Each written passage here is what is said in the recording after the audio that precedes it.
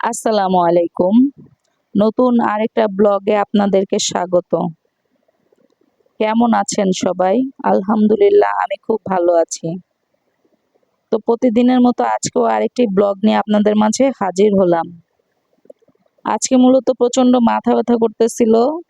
তাই আমার মাথা ব্যথার ম্যাজিক, আমি বলবো এটা ম্যাজিক, ম্যাজিক চা তৈরি করছি।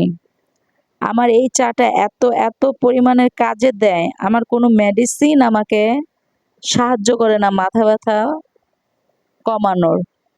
কিন্তু আমি যদি এই চাটা এক আমি আবার আমার স্বভাব খারাপ আছে, আমি ১ মগই খেতে হয়।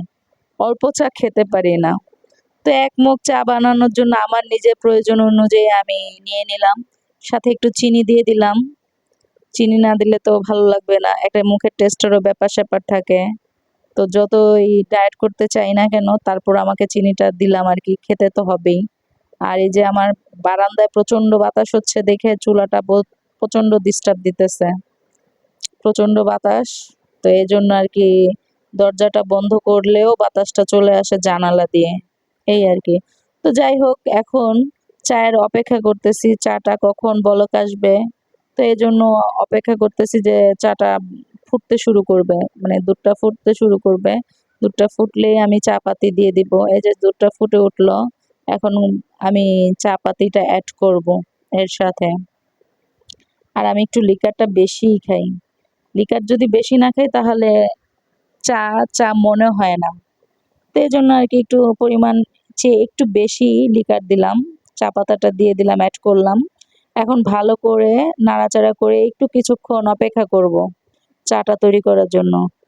আর প্লিজ আপনাদের এই রিকোয়েস্ট যে আমি নতুন হিসেবে আমাকে সাপোর্ট করবেন। আমার চ্যানেলটিকে সাবস্ক্রাইবার করে দিবেন, ভালো লাগলে শেয়ার করবেন, পাশের বেল আইকনটি বাজিয়ে দিবেন। আর ভালো কিছু কমেন্ট করবেন যেন আমি উৎসাহ পাই। লাইক দিবেন, শেয়ার করবেন। আমি যেন ভালো কিছু কনটেন্ট তৈরি করতে পারি। আর এর ভিতরে আমার চাটা অলরেডি তৈরি হয়ে যাচ্ছে। চাটা আর একটু সময় লাগবে। ফুটতে শুরু করে দিল।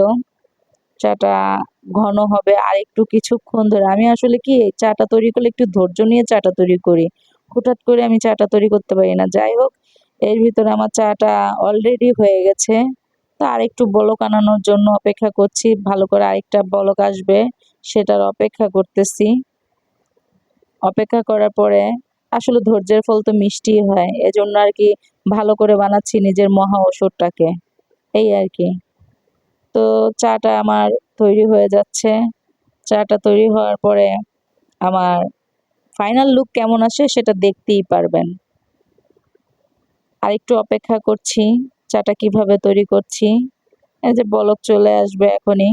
এই যে বলক চলেও আসলো বলতে। এই যে আমার চায়ের ফাইনাল লুক। মাশাআল্লাহ! অনেক সুন্দর হয়েছে। আর এই যে বারান্দায় চলে আসলাম। আমার প্রিয় জায়গাটায়, যেখানে বসে আমি শান্তি খুঁজে পাই ১ মগ চায়ে। আর এই যে আমার রাজকুমারী তো চলেই আসলো। তার মা কি খাচ্ছে সেটার গন্ধ নেওয়ার জন্য। যাই হোক, আমার মিনি দেখছে প্রাকৃতিক দৃশ্য, আমি সাথে চা খাচ্ছি। দুজনের বিকেলটা সময়টা এভাবে করে কাটাচ্ছি। সবাই আমাদের জন্য দোয়া করবেন, ভালো থাকবেন, সুস্থ থাকবেন। আজকের ব্লগটি এই পর্যন্ত। আল্লাহ হাফেজ। আসসালামু আলাইকুম।